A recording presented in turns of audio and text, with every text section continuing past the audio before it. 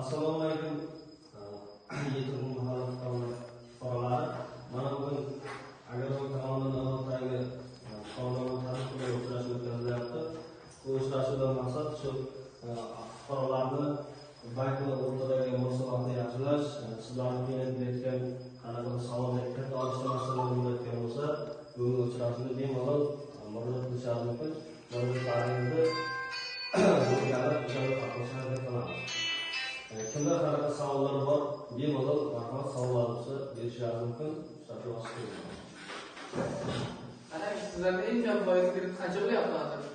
Mahallaga ajratiladiganlar bo'lyapti. Qarang, endi siz tadbirkorlik qilishni bo'lsangiz, mahalla tomonidan hokimiyat bilan tomonidan ajratiladigan kirib, keyin mahalla bankda o'zini hisobiga ajratiladigan kirib. Endi hokimiyat bilan tomonidan ajratiladigan kiriblar 12,5% beriladi. 10 million so'mgacha naqd pul va 30 million so'mgacha biror ta'minlashuvcha to'lqasi bo'ladi. Endi u kelib o'zingizni tadbirkorlikqa shu narsadan kelib chiqib muddatlari bor. 4 yil istiqomat yo'nalishida 2 yil ajratiladi. Bu 12,5% ajratiladi. Agar siz undan boshqa bank o'z tomonidan kiritlarimiz bor, ya'ni siz fuqarolarga ajratilgan kiritlar bunda 25% ajratiladi. 50 million so'mgacha mahalla pasportlarimiz bor. Bu 5 yilgacha ajratiladi. 2 yil imtiyozlar bor. 50 million so'mgacha. Bunda o'sha shaxs kafilligi sharti bo'yicha kafil so'raladi, yoki bo'lmasa sudga bo'yicha shartlar bo'yicha. Ular tashqari 12 million so'mgacha kiritlarimiz muddati 4 yilga kiritib, 6 imtiyozlar bor. Bu ham o'zini plastik tashuvchilar bilan foizi 25% o'zingiz plastik kartalarni tushiradi. Keyin 5 million so'mgacha kiritlarimiz bor. Bu bizga birinchi qadam degan kiritimiz. Bunda shu 1 yilga beriladi, bu ham shu 25% ajratiladi. Sizlar hokim mahallada mahalla bankimiz bor, mahalla agentlarimiz faoliyat yurityapti. Undan tashqari har bir mahallada hokimlarimiz bor.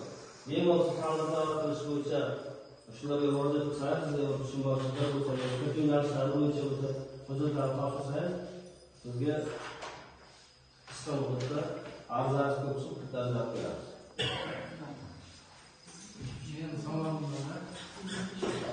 Qarang, masalan, universitet bitirayotgan talabalarga yordam bilan ta'minlash bo'yicha imtiyoz kredit. Adashmasam, siz hozir 12,5% deyapsiz-ku. 10% mi, 8% mi deb o'qigandingiz? Ya, qanday holatlarda beriladi? Bu siz o'qishni bitirayotgan bo'lsangiz, prezidentimizning yoshlar bo'yicha to'g'ri olmi soliq qarori bo'yicha kiritimiz bor. Bu endi ayni o'qishni bitirish sharti emas, bu yoshlar bo'yicha kirdi.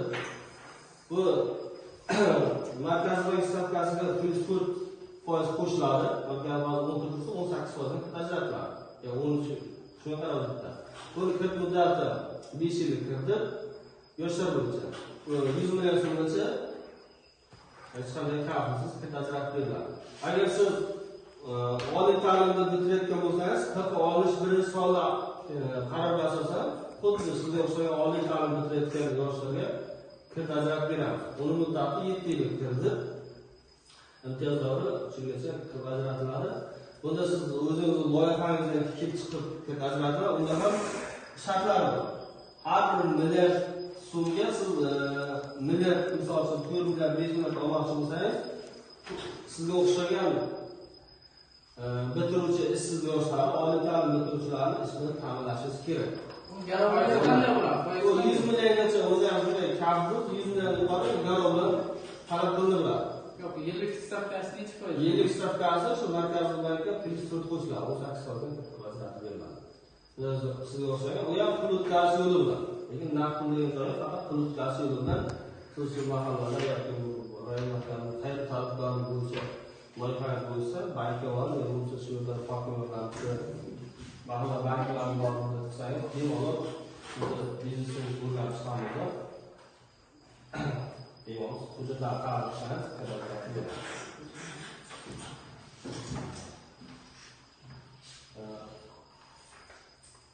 bundan tashqari bemalol bu aynan uchrashuv haqidamiz. Bundan tashqari mahallada doim aytib o'tdik, uchrashuv boshida mahalla banklariimiz bor, mahalla agentlarimiz bor, undan tashqari hokimiyatlarimiz bor.